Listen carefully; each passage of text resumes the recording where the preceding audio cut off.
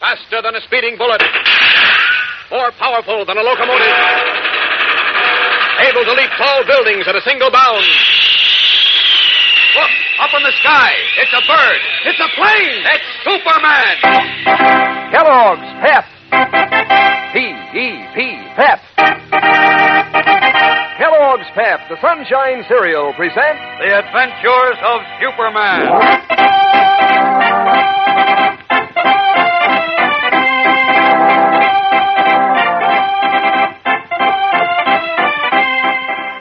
Today, as the Man of Steel rockets through the air in search of Sam Robbins, the XGI and Doc, his newfound friend and benefactor, are treacherously trapped in an old barn between roaring flames and a gang of murder-bent hate-mongers.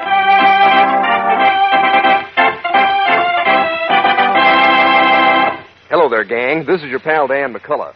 Say, which is it? Is it a bird? Is it a plane? Is it a button?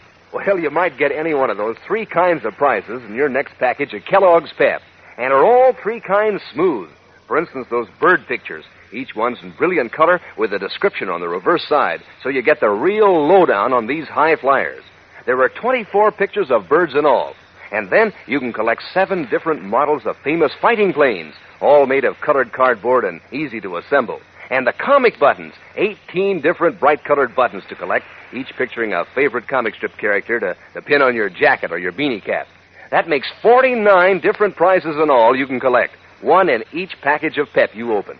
And all of them are super to go with Pep's super terrific flavor, which is saying a lot because that sunny full wheat flavor of Pep is really out of this world. Each spoonful of these crisp golden flakes tastes so downright wonderful that you have to keep yourself from gobbling them down. So ask Mom for Kellogg's Pep the Sunshine Cereal. And remember, look for the prize inside your package.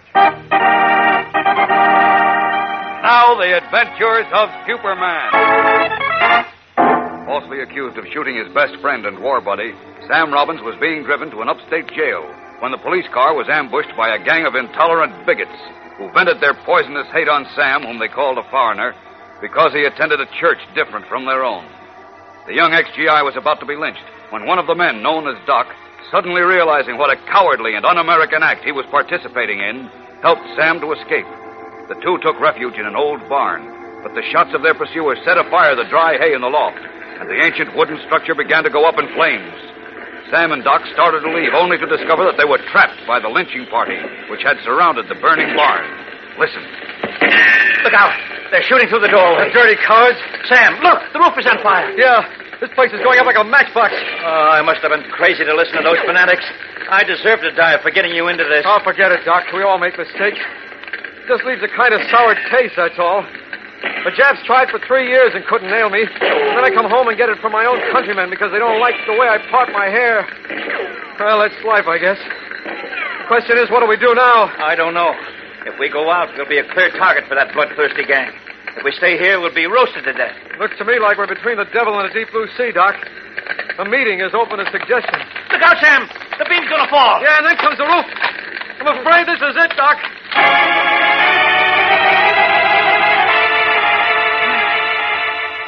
As Sam Robbins and Doc await the end, Superman, searching the highway between Metropolis and Grant City, has finally discovered the missing state police car in the bushes beside the dark detour. Swiftly, he rips the ropes and gags from the 2 troopers in the bottom of the car and learns what happened. Now, wait. Don't both of you talk at once. Just tell me, did these fellows who ambushed you take Sam Robbins away in a car? No, they walked him into the woods. These woods right here? Yes, the dirty rats said they had a grave all ready for him. Have they? Well, look, you men wait here. I'm going after them. Up and away!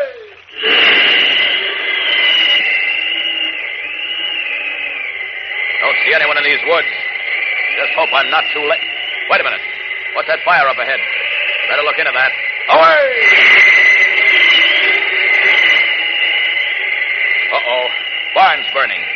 It'll collapse in a moment. Great Scott, Sam Robbins is trapped there, and another man. And there goes the roof. Down to them. Down!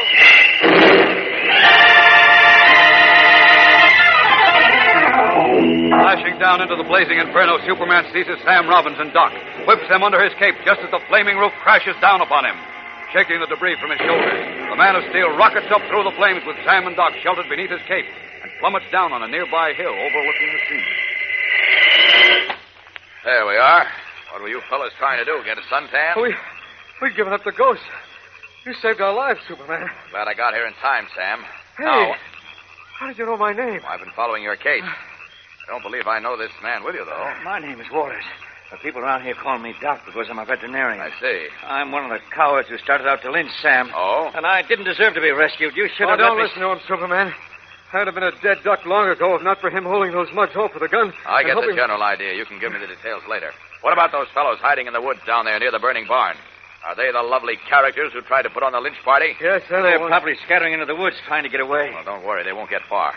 I'll collect them and turn them over to a couple of state troopers who are going to be very glad to see them. You two wait here for me. I'll be back in a few minutes, and the three of us will hop back to Metropolis. This dirty business must be cleaned up before something much worse happens. Up! Up! And away!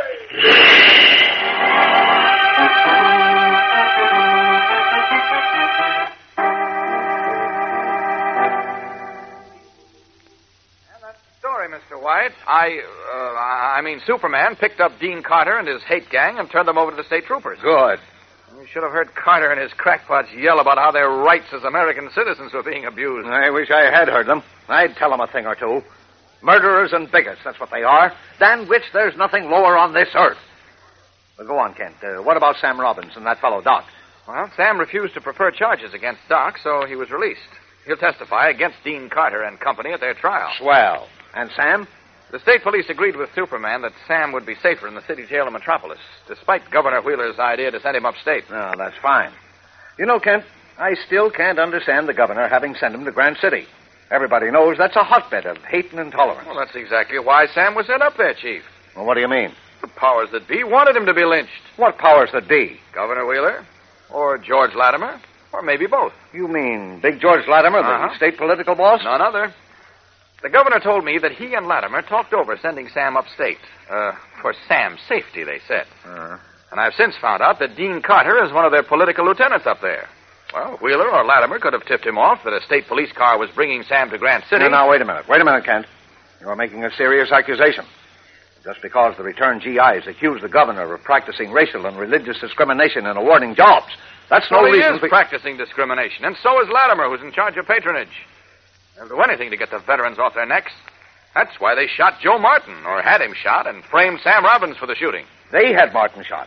Are you out of your mind? Not at all. The obvious purpose was to discredit the non-Protestant GIs who want jobs by charging that the vet organizations are led by hotheads and radicals who won't stop at anything to make trouble. But would they go so far as Look, Chief, look. Latimer said he saw Sam pull a gun during the veterans' demonstration at the Capitol, didn't he? Yes. All right. Several GIs who were standing right next to Sam swear he didn't pull a gun. And besides, the location of the bullet indicates that Joe was shot from a position straight ahead and a little above. That could only mean the Capitol steps, where Wheeler and Latimer were standing with their police car. All right. But how can you explain away the fact that the very gun used in the shooting was found in Robbins' house, in his room? Easy. It was put there by Lippy Williams. Lippy Williams? Sure. The Clarion reporter who was murdered? Right. The man who wrote those rotten stories about Sam and the veterans. But why? Oh, now, Chief, in case you've forgotten, the Clarion is the mouthpiece for the governor's party. Oh, I know that. But for the newspaper to stoop so low... Well, anyhow, that doesn't prove your fantastic statements that the governor or Latimer shot Martin, framed Sam Robbins for it, and then deliberately sent Robbins upstate to be lynched. No, you're right there, Chief. But I expect to have the proof very soon. Oh, you do. Mm-hmm. You do, eh? And how, may I ask, do you expect to get it? From Governor Wheeler. Governor Wheeler? I had a little conversation with him before I went to Grant City. I think I put the fear of the Lord into him. By this time, he should have heard that Sam's lynching did not come off. So, at any time now... At any time what? I expect a break. Naturally. Now, look. The only break is in your brain, Kent. It's cracked wide open. Oh? Now stop playing detective. Knock out the story about the lynching. I want a 2-column spread for page 1 tomorrow. And... Just a minute. Yes? Is Mr. Clark Kent there, please? Kent? Yes, hold on. To you, Kent. Oh, thanks. Clark Kent speaking. This is John Briggs, Mr. Kent, Governor Wheeler's secretary. Oh, yes, Mr. Briggs. This may be it, Chief. What? The governor wants to know if he can see you on a very important matter. Well, he certainly can. Where and when? Could you come to the Capitol at once? I realize it's rather late, but this is quite urgent. What is it, Kent? Just a minute, Chief. Oh, yes, I can make it. That's fine. Oh, by the way, the governor suggests that you come to the side door of his mansion.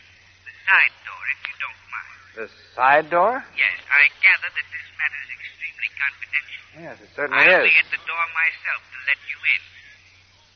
Okay, I'll be there in a few minutes. Excellent. Oh, Mr. Kent. Yes? If you will respect the governor's confidence and not mention that you're coming here, he'll be very grateful. I won't mention it. And I'll see you in a few minutes. Thank you. Goodbye. Bye. Well, what is it, Kent? This is either the break I was expecting, Chief, Yes? or it's a trap. A trap? Mm-hmm. Well, what do you mean? I don't know. I'll know more in a few minutes. The trailer's getting warm, Chief. Very warm indeed. See you later. We'll return in a moment for the tense climax of today's episode. So stand by. You know what, gang?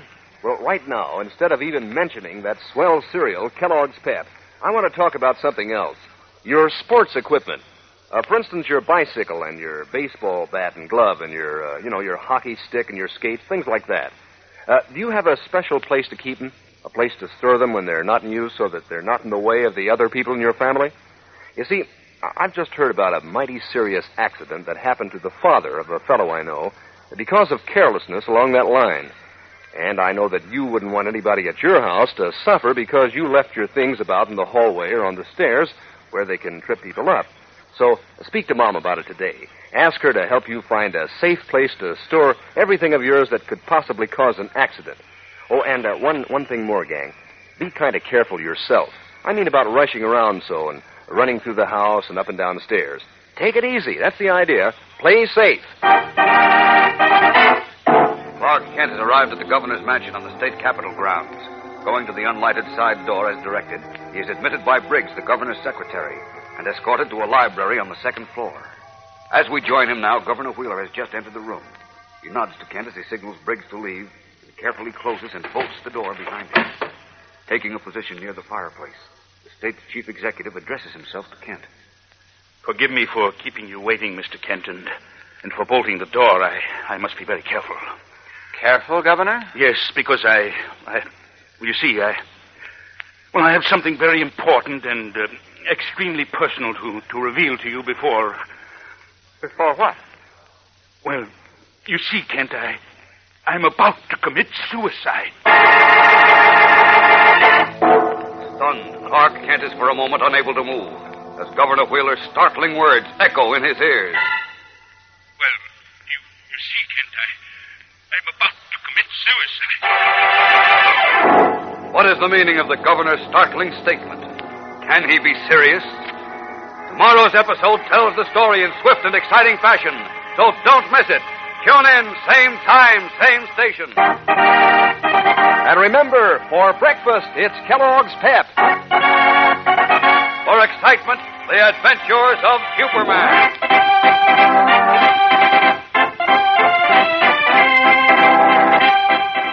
Superman is a copyrighted feature appearing in Superman DC comic magazines and is brought to you Monday through Friday at the same time by Kellogg's Pep, the Sunshine Cereal.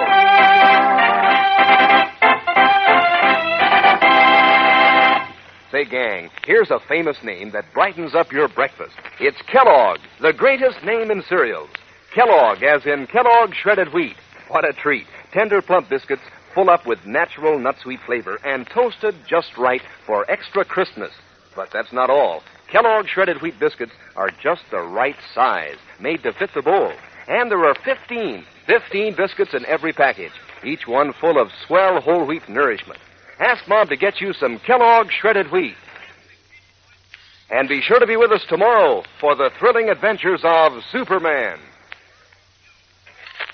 This is the Mutual Broadcasting System.